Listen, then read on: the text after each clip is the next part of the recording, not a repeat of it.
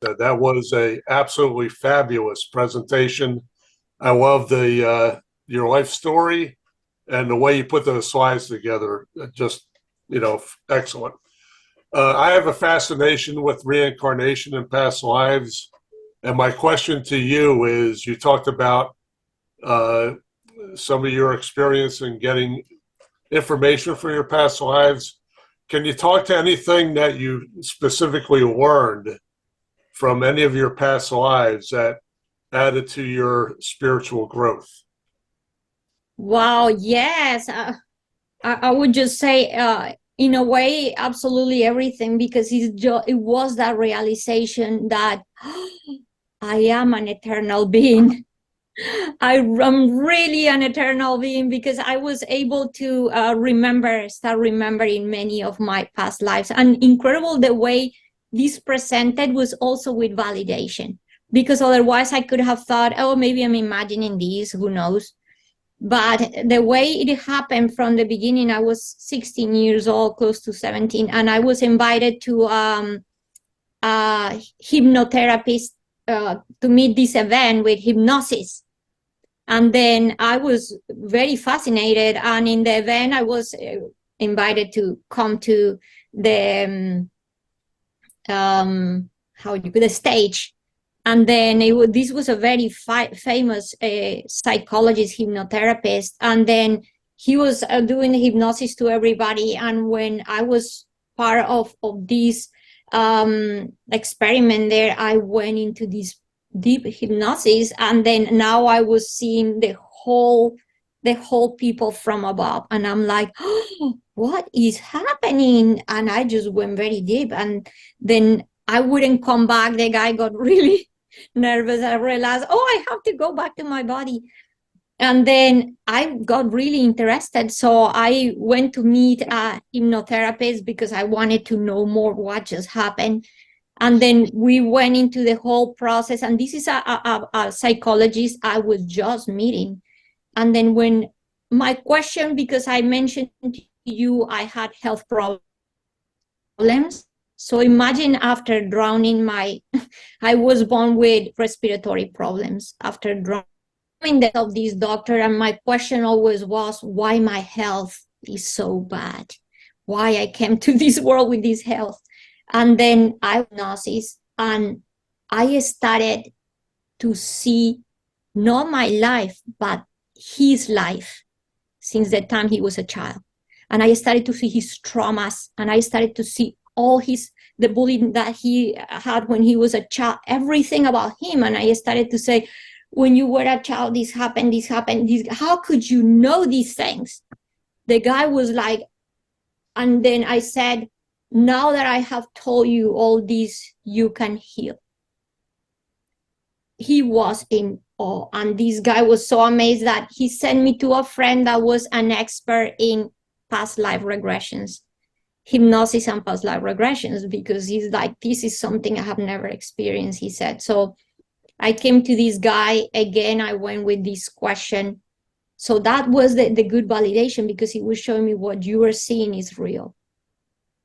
I went into with the question like, why I am sick again. And I started to have this experience again of like changing colors, things, vibrations. I started to feel very, very cold. And then again, my question was my health. That day, and up until I was 17 years old, I had bronchitis. I suffered from asthma and everything that was very bad respiratory conditions, and then chronic bronchitis. And then that day, I entered this office being very sick. So I want to hear you guys hear this, because this is so important. When I started to see all the lives, the first life I saw, I was dying in a dungeon. And I was put there by the Inquisition because of my spiritual beliefs. And I died from tuberculosis. And I was in this life, I was welcoming death. Like, please get me out of this life, misery life. And then from there, I started to go back to all the lives where I died from respiratory problems, and went back all the way to a life where I was in a bottle, and a spear pierced me through my lungs. And guess how I died? I drowned in my own blood. So drowning also had happened in many other lives. So it's like, at the moment I saw all these and all the lives where I had after that died from respiratory problems or drownings, I came back and I said, now I understand. Now I have clarity. And from that day on, my respiratory problems ended for the rest of my life. So I healed from condition, and never again I had respiratory problems. But this is another amazing thing. Many years later, I had a kidney stone. So again, this kidney stone had to happen because it sent me to the hospital. And in the hospital, I had to have an X-ray. And when they came out with the X-ray, they said, oh, something that we saw in your lung, this is really, could be, they don't know if it was some cancer or something. And then it was really scary. And then I went to all the testing and everything. And it's when a doctor come to me and he said, the only way, they realized there was nothing, I was not having any illness, anything, but he said the only way you could have had this type of trauma in your lung is if you ever had tuberculosis. And I just thought, yes, but not in this life.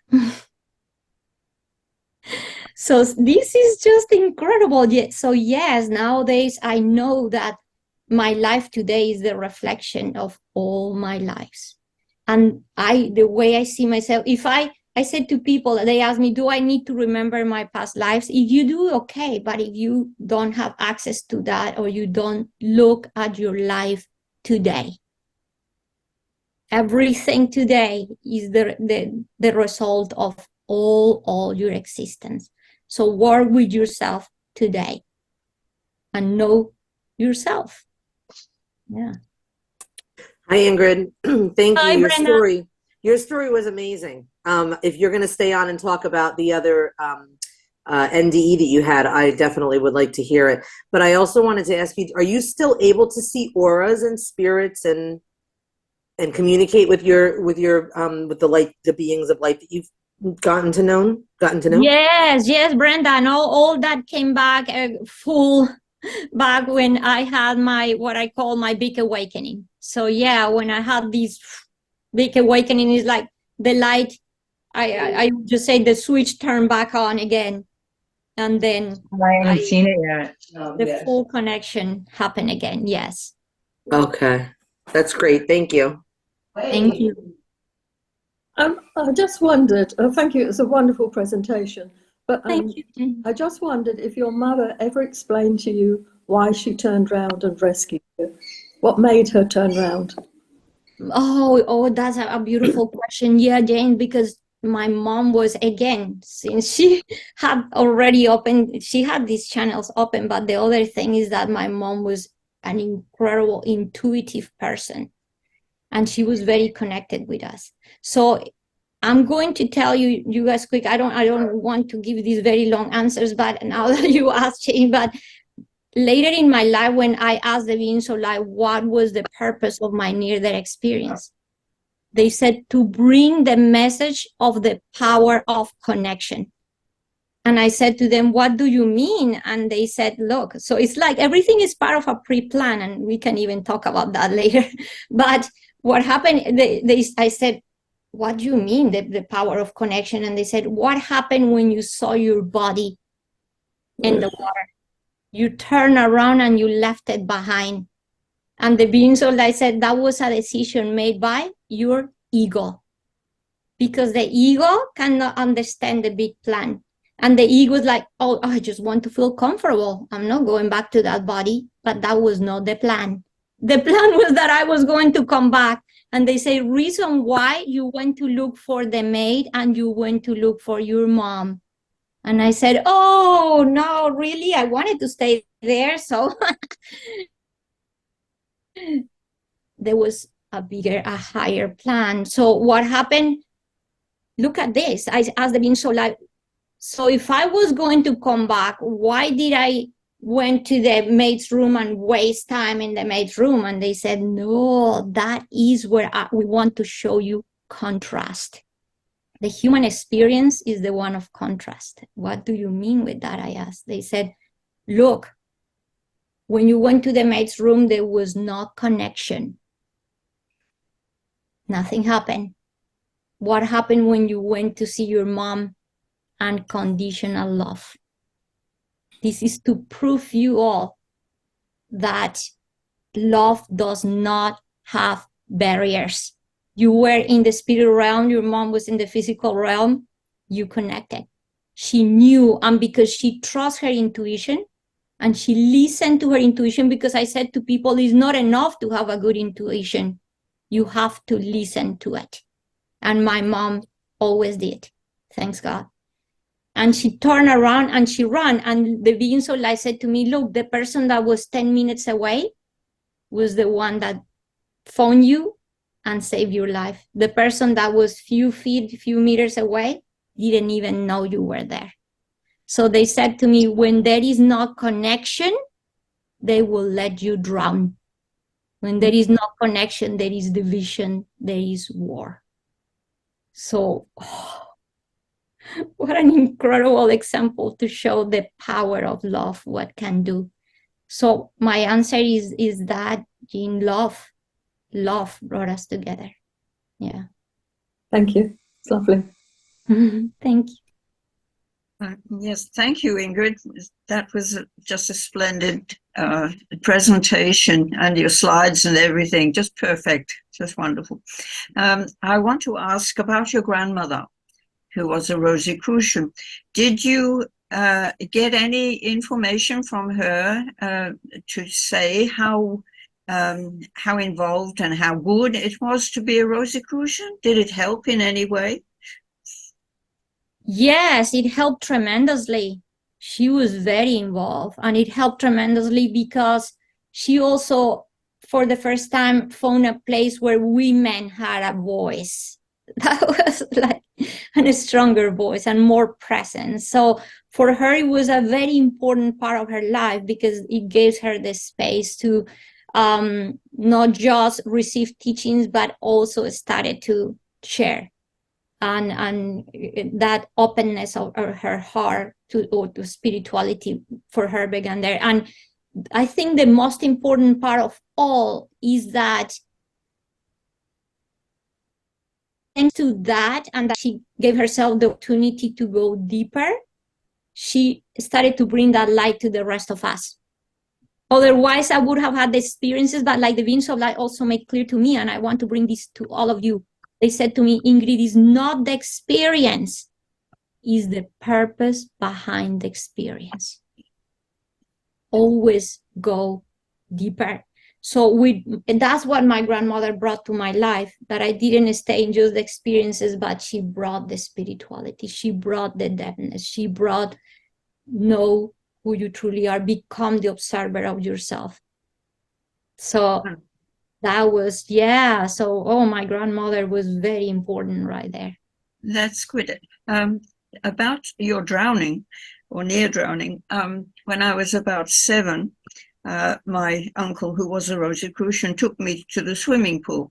And because I couldn't swim at that stage, he had put some balloons on my arms, which didn't really work.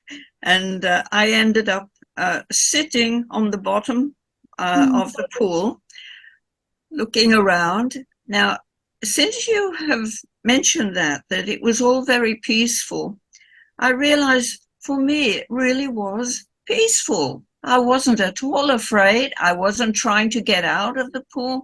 I was just looking at the people around me, the legs and everything.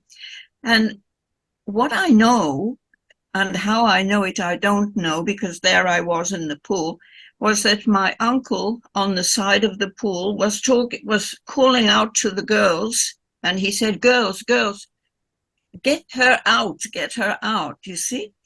And so somehow I got out. I don't remember what happened after that, but that's something I couldn't have known unless I was, in a different realm there for the moment. But it was so peaceful. That's what I remember, that I was not afraid at all. I could have stayed there. I liked it. It was nice. But here I am. And I Oh, that's to beautiful. swim. Thank you, Yeah. Christina. That's lovely. Thank you. Are there any Thank other questions? Shall we ask Ingrid to tell us some more stories? Ingrid, would you like to? Oh, so Carol's saying yes. Okay, that's great. Ingrid, a couple of the stories that you were going to tell us, but you said you'd come back to. We'd love to hear them. Hey, yes, I have these more incredible stories that now I can continue share with you because we have the time. So that experience that I had when I was 20 years old, and that is not I will share after, again, if we have time and you guys want to hear it, my last near-death experience, but the one I had at 20 years old, I want to share because it's very powerful. And it has to be with how incredibly powerful we become when we are aligned, when we are tuned, when we are connected. And because up to that point, although at that moment I was still busy, I was busy doing college and I was busy doing many other things, and I had already turned off like that light of direct connection with the beings of light. Once we carry that state of that Christine is talking about, inner peace, once we discover that, I said, once you drink the orange juice, guess what? You never forget the taste. Now that I was just already knew that state, imagine what happened. This is incredible because I mentioned the word, I stopped fearing death. But one thing is to believe and to think that you don't fear death. And one other thing is to really prove it. And what happened is that I went to this beach and we were in this very isolated place, and I was with an ex-boyfriend, a friend, and we were snorkeling. And once we finished our snorkeling day, 3 men just appeared there in the horizon from just nowhere. We were distracted, we didn't see them coming, and then suddenly they're there, and you could, in that sense that you can feel they don't have good intentions. And then, yeah, the feeling was real. Then they push us in like the sand, they tied our hands, and they put a piece of glass. They were about to cut the neck of my friend. So you guys can imagine the terror you're experiencing at this moment. They have knives. They were started to steal all our stuff, and they were not happy just stealing our stuff. They wanted now to harm us. And then when they have this piece of glass in his neck, I just turned my head around and I just started to just look at it. Like I could not see it. This was too horrendous. And then I'm looking the horizon now, and it was the ocean, that peace, that calmness. And I saw the sun touching the water and creating the sparkles of light in the water. And at this moment, is when the first thought that crossed my mind was, today is a good day to die. I entered in the state of complete surrender. And in that state of surrender, there was no thought. There was not the sense of something is going to happen, not happen, this, that. There was no narrative. There was just complete peace, connection, alignment, whatever you want to call it. And then in that moment of presence, one of the men, I was like about 90 pounds, he was like 200 pounds, he pushed me and he lied on top of me. I could not even feel the heaviness of his body. So now this guy is about to rape me, and then I'm lying on the ground, and imagine at that moment I should be screaming, crying, and I was just completely calm. And at that moment, I grabbed his face and I looked directly into his eyes. And I said to him, dear, don't do this. And the guy, like a coil, he jumped and he said to the others, we have to go, we have to go. And then the other men didn't even hesitate and they left. And then at that moment, I untied my friend and I said, we have to go because they're going to come back. And there was like this whole beach was like a cove. So the moment they left, we could not really see them anymore. There was rocks. And then the only way to really leave this place was going the same place they left or just climbing a cliff. And I said, let's climb. We were young, we were strong, we climbed. Once we were at the top, I said to him, lower your head, they're coming back. And we did this, they came back, they couldn't find us, and they're kind of like, okay, whatever, they left. And then my friend who was an atheist at that moment, he said to me, oh, what happened? Why did they leave? How did you know they were going to come back? How is all this possible? And I said, okay, you didn't believe in guardian angels, this is the moment. And of course, this moment changed this person's life. But what I want to really, really share with you, the power of this moment was that the moment I grabbed the face of these men and we look into each other's eyes, all the conditioning, everything that was not the true that we are fell off. And I experienced with this person a moment of oneness. So imagine what we will call the enemy was one with me. And I don't know what he experienced, but it had to be something really deep for him to do what he did. But I knew that his conditioning was going to come back because, of course, we just the heavy layers that we carry, and I knew he was going to come back. But incredibly, we knew later how deadly this encounter was because we went to the police and they had been looking for the people that had committed, I don't know how many murders already in that area. So, and we were the first people able to describe them and to give all the information to the police. So moments like these is when I realized the power of presence. And in my book, I give other examples of similar like that, how powerful it is when we become present. So that's that experience, and to share with you guys quick, my last near-death experience just happened last year. And it was all, the story goes in like, I had a car accident, but about 5 days before the car accident, I had a warning. So what happened was that I was, one night I went to sleep and there was I felt very overwhelmed, very, very overwhelmed. I didn't understand what happened. I am an empath, so I just thought this has to be somebody else.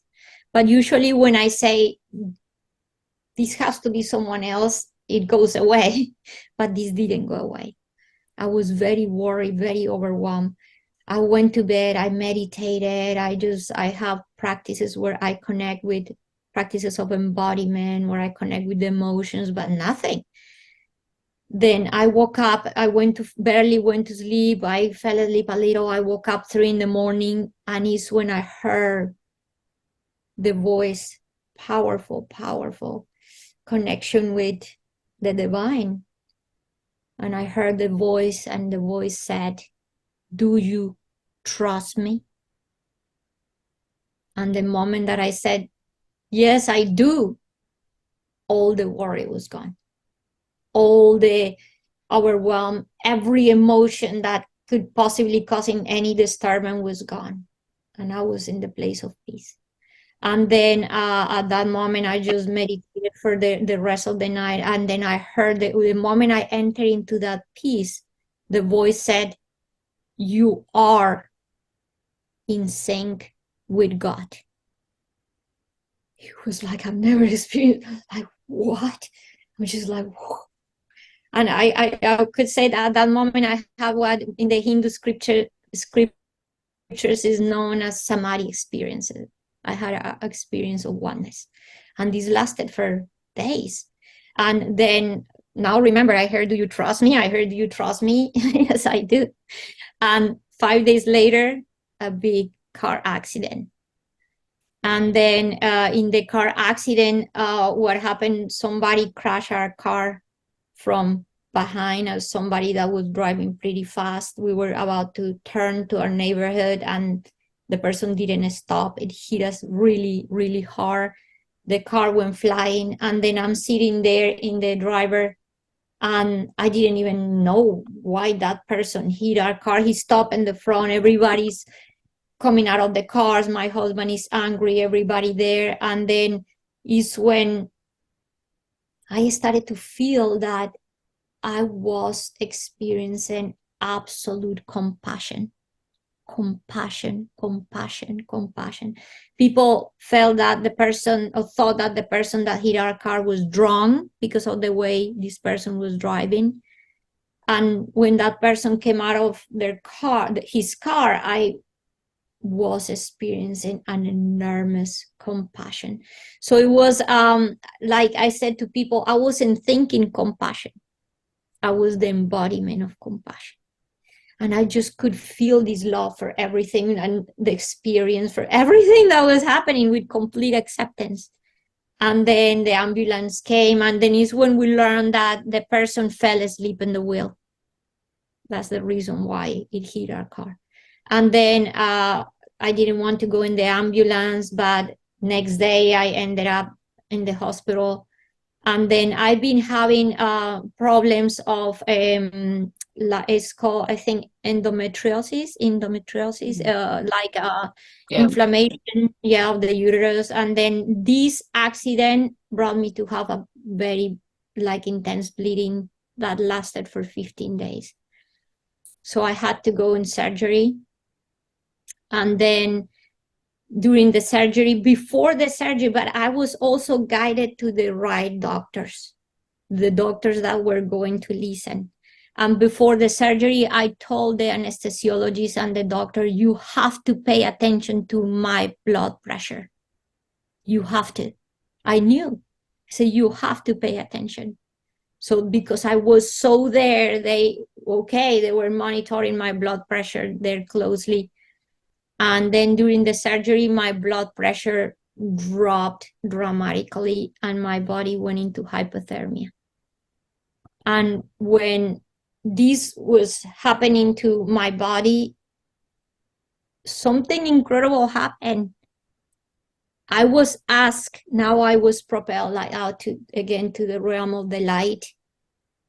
And when I am there, for the first time from the 3 experiences, from the other 2, this was the first time that I was asked if I wanted to stay or I wanted to go.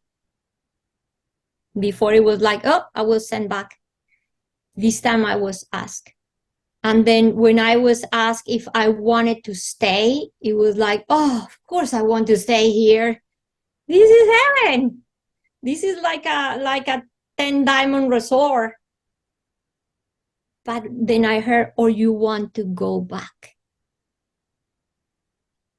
And then because I have been practicing awareness, meditation, presence for so long, is when I said, "Is this a test?" But it was the sense no one was testing me. That I am testing, but this is a test. Because if God is absolutely everything, and God is absolutely everywhere, so where is here and where is there? I said, there is no here and there is not there. And that's when I had that, again, profound and clear realization. Home is not a place, it's a state of being. And I said, I am already home. So my only answer, the only thing I said at that moment was, bring me where I can serve God the most. And then I came back. And incredibly, when I am in this whole process of having all this awareness, to say, you don't judge, you're in that place of you don't have any attachments.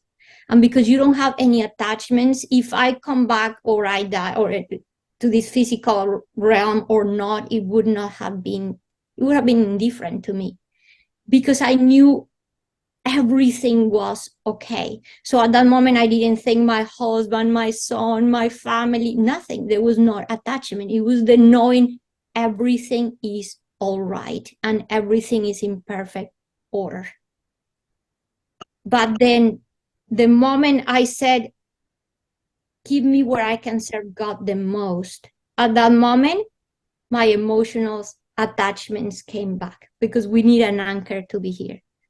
Then at that moment was like, oh, my son, my husband, my family, my friends, blah, and I was back. So that was this incredible experience I had last year. And I suffered from depression for many years. And again, from that sense that I wanted to be there. Since that moment was the absolute clarity. Again, I don't have to go anywhere. So from that moment on, it's like I have now start like really living life. So I don't call it, I said to people, like, should I die? I said, no, live. You have to live. It's not about near-death experience. It's about near-life experience. It's about living. So yeah, that was that third near-death experience. Ingrid, when's the next book? Oh, I'm already writing. I'm writing 2 books. You must have helped a lot of people along the way who are wanting to develop spiritually. What advice do you give them? Yeah, I said that the 2 main ingredients, because I like to work all with the place of going back to be childlike, to go back to experience ourselves from within, the joy of this experience. So the 2 main things I share with people is learning to calm the mind, but I give them tools to calm the mind in a joyful way, not adding one more chore to our life that is already busy and is already, there's a lot of, when am I going to have 15 minutes to meditate? I said to people, what do you do when you heat the water for your coffee, for your tea? No, nothing. Look at my phone. Pause. Give yourself the gift of one conscious breath. Breathe. Give yourself a space, inner space. Say, what do you do when you walk from your office to the bathroom? Be aware. Walk in awareness. Be mindful. Even I said this, what do you do when you flush the water in the toilet? Flush all your, with consciousness, with clarity, all your negativity and all your stuff there. And I start by teaching people to replace all that negative thinking, but gratitude. The other teaching is the teaching of gratitude. Gratitude. The beings of light said to me something incredible. They said to me, you don't imagine how grateful everyone would be if they realize that for you to exist, trillions and trillions and trillions of subatomic particles have to be in agreement. He said, you are a divine intention. Imagine the power of connection, trillions of subatomic particles deciding I'm going to be Wendy. And even if you receive an organ that don't belong to you, you need medicine for the rest of your life because your entire being is tuned to your light. So it's like, how perfect is that? And now when even I see a pen and I said, wow, trillions of subatomic particles are here to be this pen. And this pen was created through the connection that someone had with the creative thinking of the universe. Wow. This water. Wow. So when you do things with presence and gratitude, what it does, it calms the mind. When you calm the mind, you calm your nervous system. When you calm your nervous system, you start giving to your system hormones of well-being. So you start working at a biological, physiological, chemistry, mind, emotions, everything. You start tuning yourself, aligning yourself. So it's like you're giving yourself a gift. Every time that you practice gratitude, I said to people, gratitude is the highest vibrational frequency there is. Why?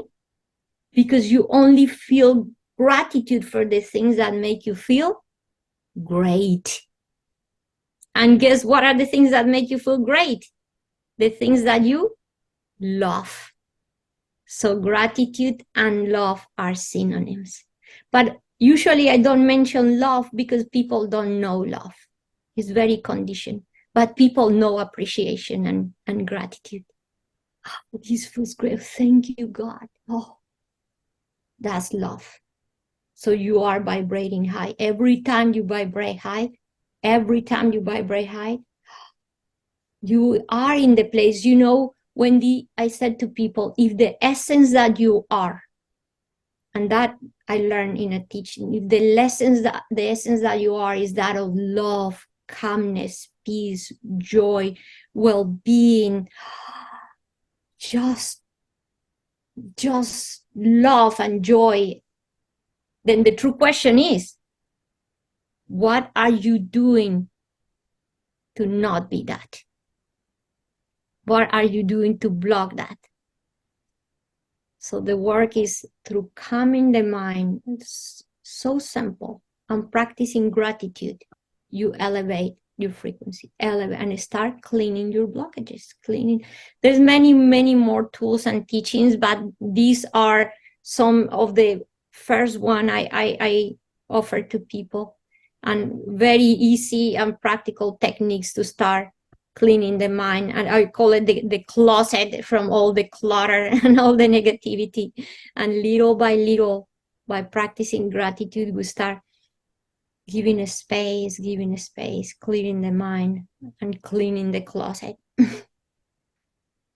Do you offer teaching and spiritual development classes?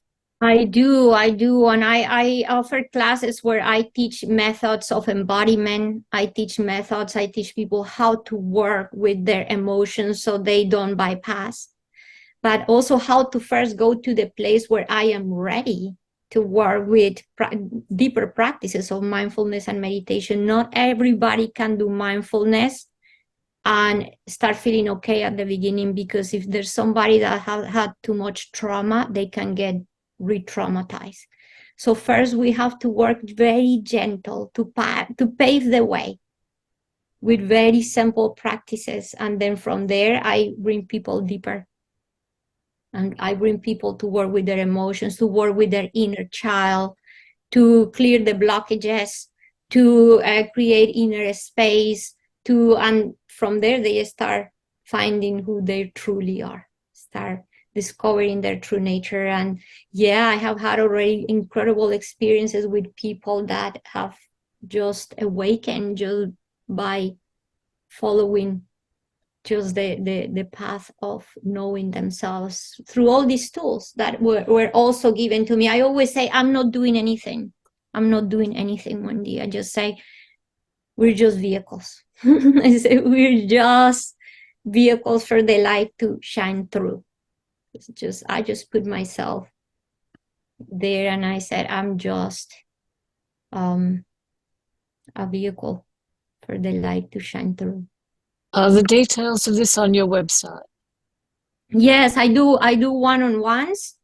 I do, and when there's going to be a class or a retreat, I will announce it in my newsletter, in my media pages. But yeah, I do a lot of one-on-ones with people, and I do, and it's beautiful because the beings are incredible when what is needed for that person at the moment just flows through, and then the teachings go, and these one-on-one experiences are very, very profound. So what the person needs at that moment for the healing just start happening and coming all through. So is just amazing. What I do is get out of the way. Ingrid, move out of the way. Personality, Ingrid, because there's even people that I think, oh, I don't know if I can help this person. My ego mind will be scared. Then I said, just get out of the way. Just allow, surrender. And from that place of surrender is when the magic happens. Yeah. So yes, Wendy is in my website. And next year I'm going to be in Spain. I have been invited to do a retreat, to offer a weekend retreat in Barcelona. And I'm going to also present with I'm going to work at, see if I can give a talk for the Brahma Kumaris in London, and see if I can also present in Barcelona. And just now that I will be in Europe, thinking how can I just go other places and try to present and maybe give some teaching, some workshop, a class. Yeah. Lovely, thank you. Gary? Well, I just wanted to thank Ingrid. I've followed your work for a few years now, and every time I listen to you, my heart is wide open at the end of it. And today is no exception. You're definitely doing the work you're supposed to be doing because you transmit it. You can feel the love, the joy that you experienced and live. And that's such a gift to all of us. So I'm very glad you did not stay on the other side during that last near-death experience, because it would be a loss to all of us had you done so. So thank you for being here. And I love you, Ingrid. Thank you. Oh, thank you so much. Oh gosh. Oh, the love is back. Is like, oh, my heart just ooh. Christine? Oh, Christine, thank you. I just wanted to say that when you speak of the light and you bring us all with you. I can see that light in you. I can see it through your eyes, and just the beauty and the holiness. It's just really, really beautiful. And thank you so much for sharing with us. Thank you. Is there anybody else who would like to give Ingrid some feedback on today? Just put your hand up if you'd like to speak to Ingrid.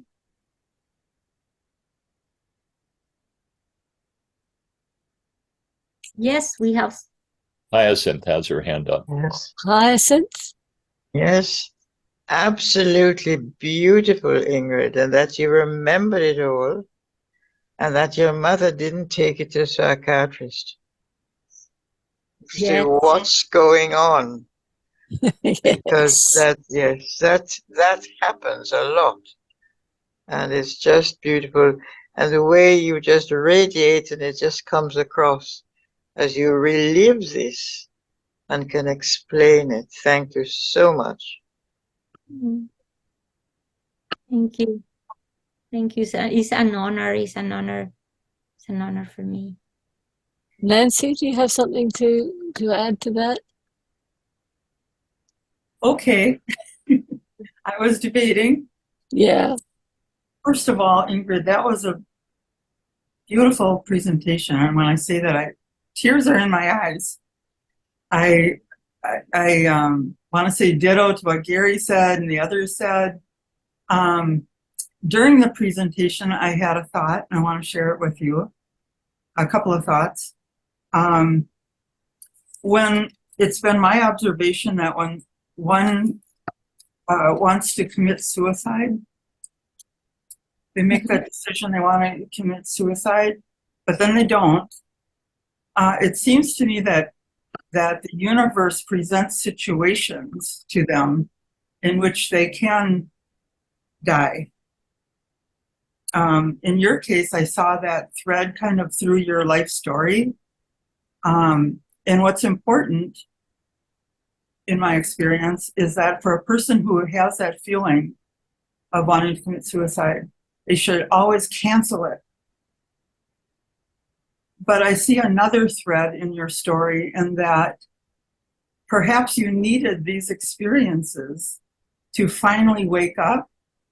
Here in where I live, we call it getting hit by the Mack truck. Yeah. We keep getting these experiences to wake us up, and if we don't, we'll get another one, and finally the Mack truck hits us. And it seems to me that that might be true in your life. And I'm so grateful that you woke up and are here to share your beautiful stories with us, and that everything happens for a reason. It's always there to teach us something, so that we can grow more in understanding that we are that light that you spoke about. And I also like the statement you made about the angels can be whatever we want them to be. So angels talk to me, and it's probably, they gave me that term because I was raised as a Christian, and so I use that terminology. And I'm rewriting a book right now on how to communicate with angels. And people have said, well, take angels out of it because that's too limiting. It should be worded differently. So I'm going to take in that information that you gave me and see if I can evolve the book to where we are today. But thanks again for your presentation. Oh, Really. Nancy, thank you so much. Yeah, I love what you share. And I want a couple of points to add there. One, in the suicide attempt is like,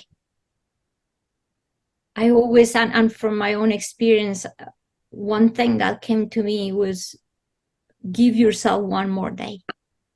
Give yourself one more day and you'll see. The other thing is when the beings of light, but not everybody has the chance to hear the beings of light. So I just say to people, give yourself one more day, and then one more day, and then one more day. And then in my case, the beings of light also showed me this incredible truth. They said, Ingrid, guess what? If you kill yourself, nothing is going to change. Yeah, your body, your costume, but guess what? You haven't passed the year. You haven't passed the year. If you didn't make that grade, you're going to have to repeat. And now imagine you have to be born as a child again and do all that part. I'm like, oh, yeah, I don't want to repeat that. So guess what? Let's just use this life with all the challenges. That's the other part you mentioned, Nancy. I talk a lot about challenge. I have a whole class about why we need and we have to be challenged. And I said, because imagine that inside a seed, there's an entire jungle. Because inside that seed, that tree would have in the future other seeds, and then from there, an entire forest will grow. But that seed is, that jungle, that plant is inside of a shell, very hard shell. And for that shell to crack, there has to be a struggle. Same thing with the chicken and the egg. To get out of that shell needs the struggle. So it's all this, if I sit in the couch and cross my hands, so what is this life for? I just wasted it. There's nothing there. And the moment I start asking the questions and my life starts shaking us hard for us to start cracking that shell, the questions start coming. Why? What if there's more? What if there's more? And that's the question that a lot of people that are in a lot of suffering, in a lot of that point that you're at the verge of the dark night of the soul, what is all this for? Pooh, you ask the right question. That was the being so light said to me, learn to ask the right questions and you will get the right answers. And I said, what if I don't know the question? Then ask, what is the question? So is there little, one of the questions I ask, and this is very beautiful. I asked the beings of light why my first near-death experience happened when I was so young.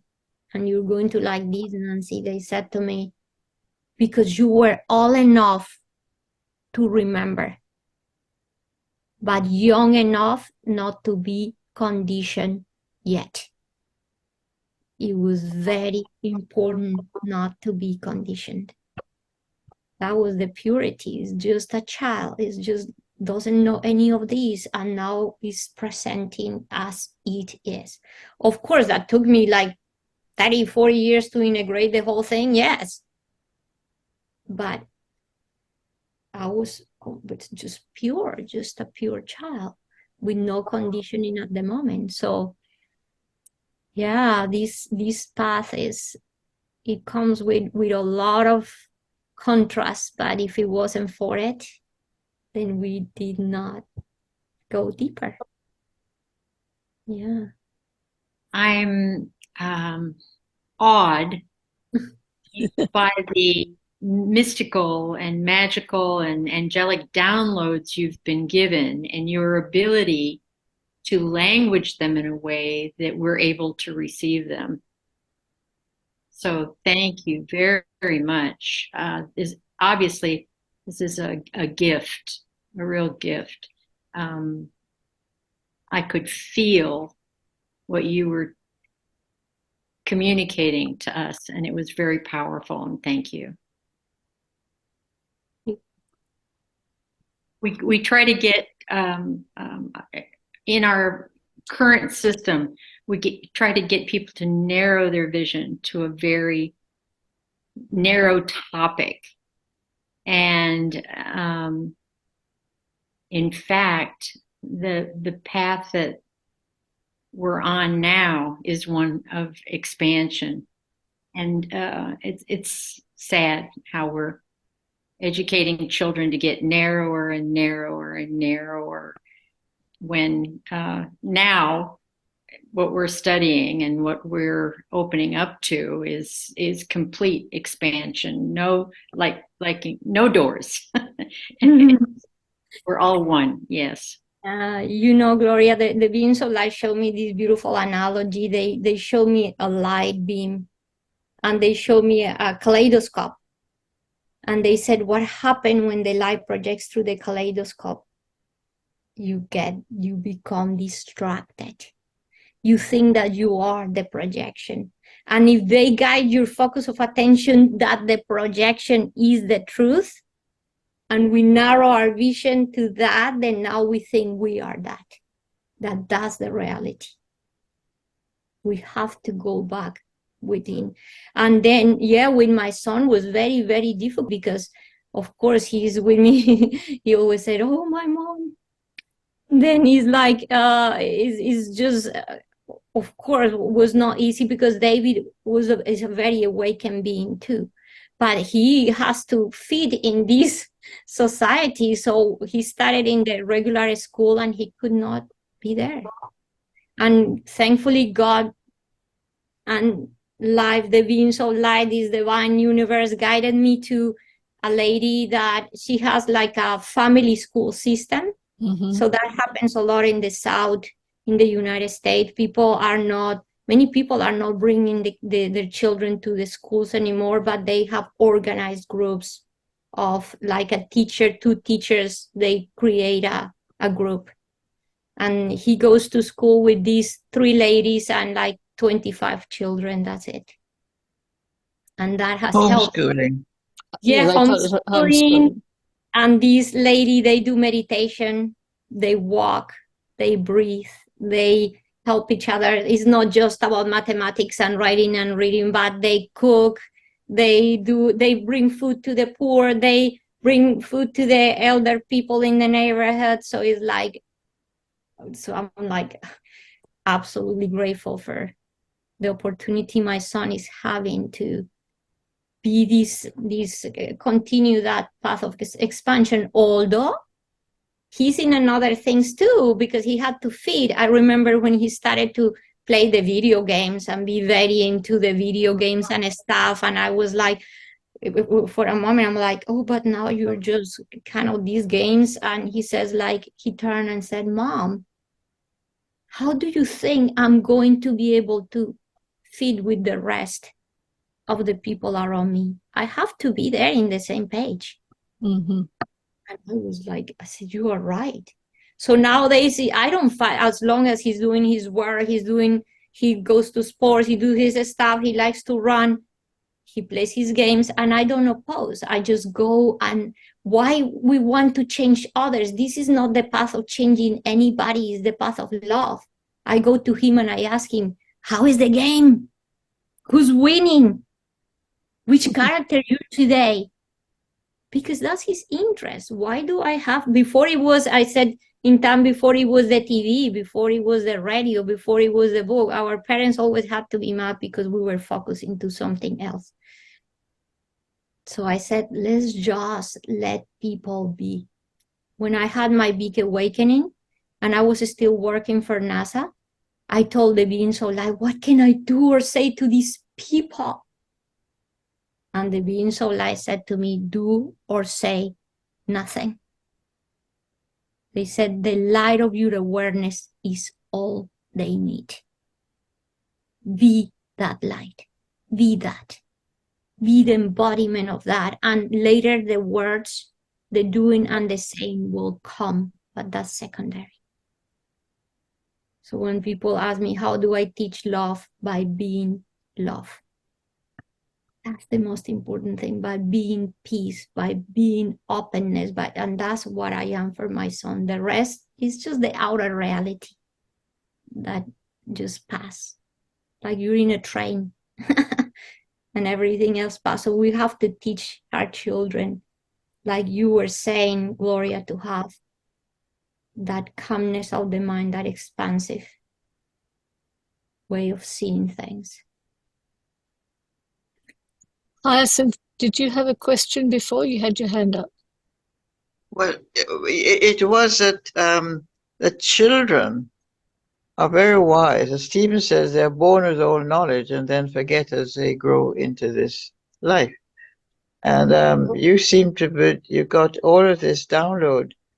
You had it within you, so that you were not understanding at all what was going on to these crazy people, because it wasn't what it was. You knew what it was, so you were able to express it. You know, that is, felt it. Yeah, that is so much the way it was, that when I will go to sleep, I was a child, I will go to sleep, I was hoping not to wake up in this dream, because I would just say, this has to be the dream. This has to be the dream. And I will wake up again like, why am I still dreaming? Why am I here? And I will get mad and say to God, why you didn't give me a manual? How I can get out of this dream? One last question. You obviously were working in a very scientific environment. Do you find that there are more people, more scientists who are actually starting to open up to some of the things that we talk about? Yes, but everybody's afraid because they think that they're going to be seen as crazy, as I even was afraid, because I was holding very high clearances and everything. And for many years, I kept it in the silence. I didn't want to say. I was from the inner, living always from that place of trying to be the best version that I could be. But I just, that push of wanting to be like the rest, wanting to fit in, all that was playing a huge role. So that happens there, and especially in areas, and when we have been so conditioned. But I just realized I have traveled the world. I have been in, I think, 60 countries of the world. I have been in all the oceans. I used to be in all the oceanographic surveys around the world. And then I would just start finding that everywhere I went, it was the engineer, the other PhD, the scientist, and I would start finding people, and the conversations were happening, and people will come to me, I have never revealed this to anybody. Yeah, I will find more and more and more people and interested in wanting to know. And when I do my one-on-ones, the majority, I would say the 80-90% of people, I guess, thankfully that I have this scientific background, people feel connected to when they have higher studies, to have someone they can come to talk about these things. So in my one-on-ones, I get a lot of doctors, engineers, psychologists, people of high degrees, and it's just incredible. And it's a lot of people telling me their experiences that they have never shared with anybody.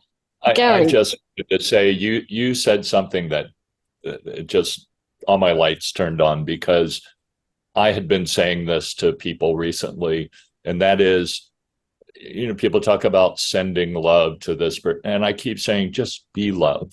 And you said that, and it's so profound when you stop and say, yeah, because then that affects everything and everyone on the planet. And you said that in the same words I would say it, and it just touched my heart. So I wanted to thank you. Oh, Gary, thank you so much. When people talk about stillness, and people say, but what, stillness is doing nothing? Stillness is that I cross my arms and do nothing? I said to people, no. Stillness and movement are dancing together. Yes. Learn to dance. Learn to dance. And through that love, I said, it's all about rhythm. Listen to the rhythm of your heart. And from that place of stillness, that place of being, all the rest happen. So Yep. That is so true. And we're so conditioned to be doing all the time as a society, as a people. I say, let's not do so much. Let's take a little more time to go within. So thank you, Ingrid. You've made my day, my week, my month, and so glad to get to interact with you, and hope to see you again. Oh, thank you all so much, so much. I'm very honored. And we would like you to send healing to help her. So thank you so much for that.